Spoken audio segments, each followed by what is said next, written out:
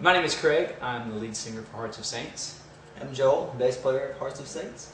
And we are half of Hearts of Saints. LJ, the guitarist, and Jason are back home in Kentucky. Jason plays drums, Jason plays guitar. And does a little bit of singing. You mean LJ plays guitar? Oh yeah, I'm sorry. Yeah, Jason plays drums, LJ plays guitar. Correct. And LJ sings.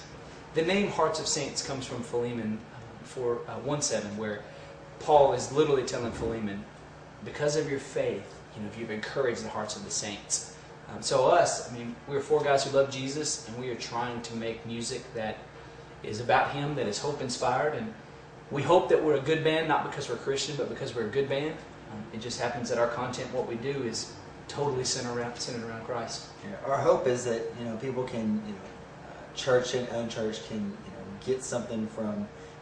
Most of the time your church youth groups or something are going to listen to more of the message first. They'll like the music itself, and then the unchurched people, will maybe get snagged on the beat or something, and it's like, hey, I like that, and then listen a little further into it to get a little bit of the content, and hopefully the message will do that and open up a door for a Christian friend of theirs or somebody to witness. That was a nice motorcycle. I didn't want to interrupt you, That was good. That was awesome. Thank you, Jake Break. That was the sound of a 1989 Peterbilt Jake Break right there. We know this. We know this in Kentucky. I don't even know what you're talking about. Trucker educated.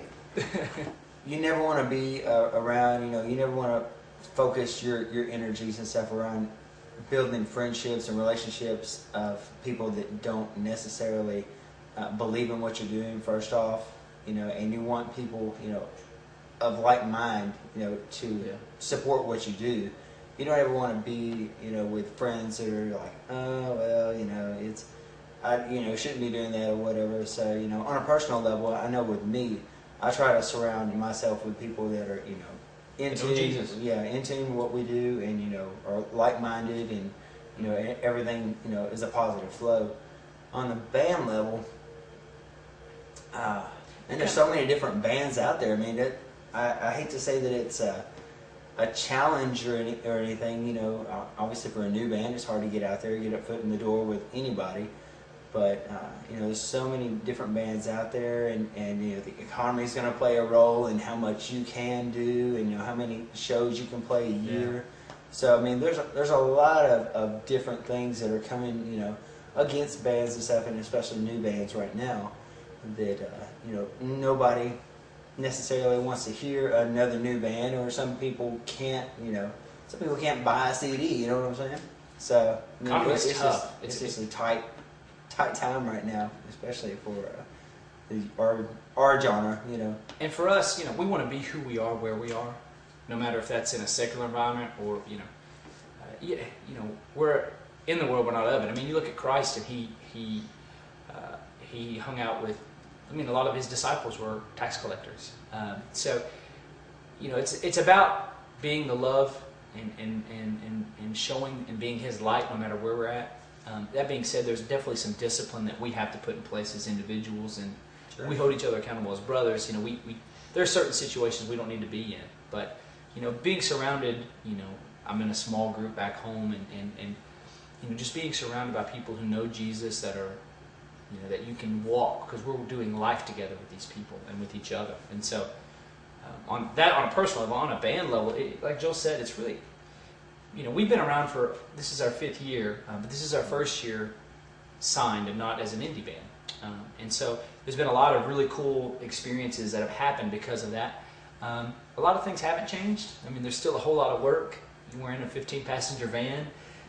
We're driving ourselves to the venues. We're not in a bus. We did go on a tour in the fall, and we got to be in an RV with Grits, which was great, except for the fact that there were too many people on the RV. We would have been probably more comfortable in our own van, but there are moments. People always ask us, how do you stay humble? And there are moments that are just fantastic. but the majority of our time we're in Motel 6s, or we're driving all night, or we're spending, and the show ends and we spend 2.5, 3 hours loading up gear, and so it's not very glamorous. People don't have that. People never see the backside of what they Yeah. do. They're like, oh, they jump around on stage and then they talk to people and they're gone. And it's like, no. And they got a CD with their picture on it, Yeah. and they signed it. I mean, it's like we brought all this stuff, set it up, played it, and now when you go home, go to sleep, we're gonna be putting it back in the trailer. And we're driving 8 hours away, and we might stay at a. We're talking about like we're complaining. I mean, there are days when that wears on you a little bit more than others. When you've been out for a few weeks and you're doing those kind of things over and over again, but that struggle has brought us to where we're at today, and has built perseverance and character, and we're very thankful for that.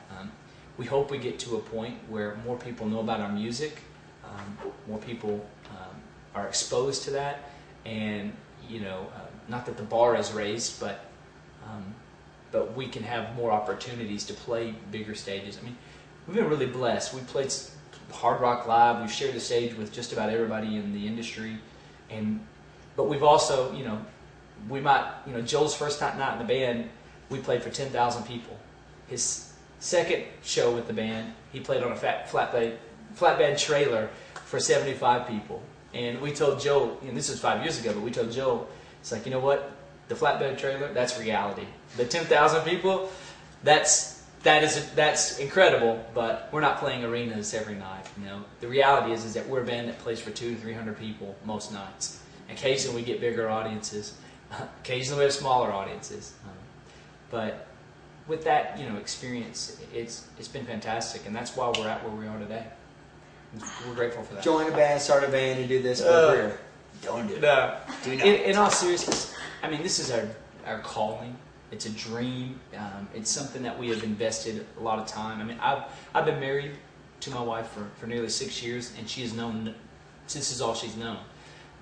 Plus, we never set out to be a label band. We never signed, set out to, our goal is to be a signed band, and we just, our goal was always to do this full time. We've just worked it, and just, we've wanted to do this full time, and that was, our goal is to concentrate on that, to work, to constantly, put back into ourselves and the band and invest, and thankfully somebody saw, our investment and, our work ethic and believed in us. And believed in us, sure. Revolution Art is our label, which is Grits, the hip hop group, started the label, and they believed in us, a little over a year ago, and that was very big for us. But like I said, we've been doing this for 4 years, and I would just say to anybody out there, play as much and as often as you can. If you're just starting out, nothing beats playing in front of a live audience, because things happen that you don't plan for, and nothing will hone your skills as a player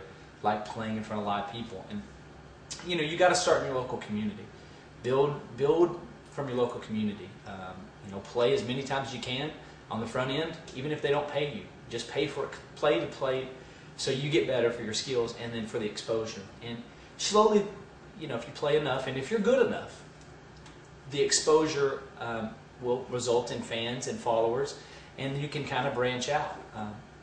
But anybody who has a dream that it just happens overnight, unless you're like Miley Cyrus and you have a dad who knows somebody, I mean, that the industry is not geared to develop artists anymore. It's geared for labels to come along a band that is already doing it and say, let me help you do it better. Let me help you get more exposure. Exactly. There's no development like back in the day. They'd take a garage band and be like, okay, we're going to do this and this, hook you up with a stylist, and then we see your potential. We're going to invest a lot of money in you, thinking you'll be here. Yeah. Labels want you to be here already, right? And they're just going to take you to the next level. But that goes back to the economy. Obviously, you don't want to sink a boatload of money into somebody that nobody knows, and you never so, have to if you got a great fan base, and they see your work ethic, and chances are they could at least look at you and possibly give you a shot. And I would say this: make sure you are playing music, because it's, especially in the Christian music, that it's your calling. Because if it's about being seen and being famous and don't do this, because this is, I'm telling you, 99% of the time there is no glamour in this. You really are sacrificing a lot. But if you do feel called and led to lead music and to play it for Jesus, sacrifice. Really go after it. And make sure you have people around you that will be honest with you and tell you when you're good or when you're not. A lot of people will tell you, they will tell you things to make you feel better, but white lies are still lies. And so make sure you have honest people around you that are that want to help you achieve those things. And just invest in yourself, because if you don't invest in your talent and with money and sacrifices and your work ethic and time, no one will ever invest in you. So hope that was not discouraging, more encouraging, but at the same time it's kind of a realistic. I mean, we didn't get here. We didn't get here because we just danced and somebody saw us and they said, "Oh, you're a pretty good dancer." It took a whole lot of work, and the way we look at it is like we've just begun. I mean, we've been doing this for 5 years, and we just signed a deal last year, and we just put out a record in January, and we're excited about that. But we are just starting what we hope is a long career, and we're signed. And they've been doing it for 5 years. Can you introduce us your new record? Yeah, pick it up. Sure. Can I do the Vanna White? This is me before I shaved, with a scarf. I have to say, also, that was the worst hair that we had. During the photo shoot, it was the worst hair, and that was when we went with. That was great. Anyways, the new record came out January 26th in stores, Christian bookstores, on iTunes and Amazon. And for us, it's the first time we've ever had a record in stores. People can actually hear us and then go to Lifeway or go to their Christian bookstore and pick the record up. And that was... Or see a video on YouTube and then, go out somewhere and pick it up. That's a really cool thing. That was a really big deal for us. Yeah, as an indie band before, we had the digital presence with iTunes, but now it's just a whole nother level, and the exposure and the ability for somebody in California, even though we haven't played in California yet, the ability for LA a couple weeks ago was our number one market, and we've never played LA, so that's cool. That's because ultimately we think these songs are about Jesus, and we just want them to be heard. We hope that God uses these songs, whether we're present and playing live or not. So that's been exciting. So, who is main writer for the band? Like, how does it happen? Like, is there a main writer, or do you guys get it together, or somebody brings the idea and you build it together? Well, it happens completely different. I mean, there's no two songs that we wrote back to back that happen the same. Yeah. And it's like we were just talking about a little while ago. There's never been like a formula. Yeah. Sometimes Craig will come in and be like, "Hey, this is what I'm working on. This is kind of what I'm thinking."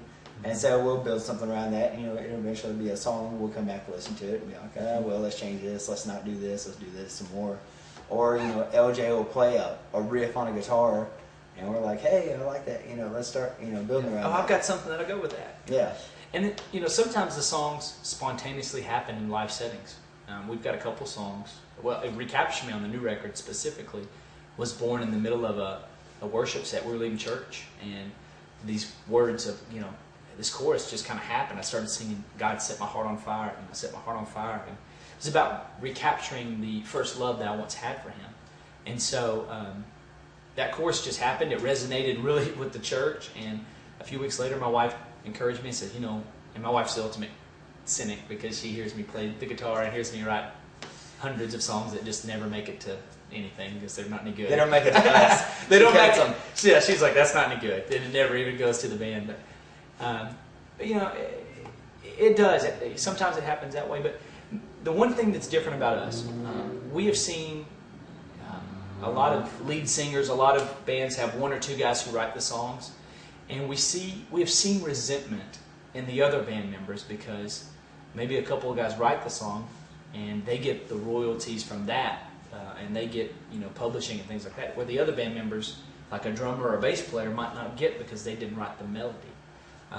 So one thing we do is no matter who writes what song, we are a collective unit. We are a band, 4 guys who believe and all share the same purpose. So we all are 25% writers in everything we do. Whether Craig wrote all of the song and brings it to the table, and the guys still have to play that song, and without them, it's not, that song never really sees life. So we still proofread what he writes. yeah, but I'm good for a word. I'm good for a word yeah, too. Every song. Get the word in. So, but all of us share in that. I mean, it's such a shared burden. Even though as a songwriter, I do most of the lyrics and things like that. I shouldn't say songwriter; it's a front man. I do most of the lyrics, but we're partners. All four of us are in this together.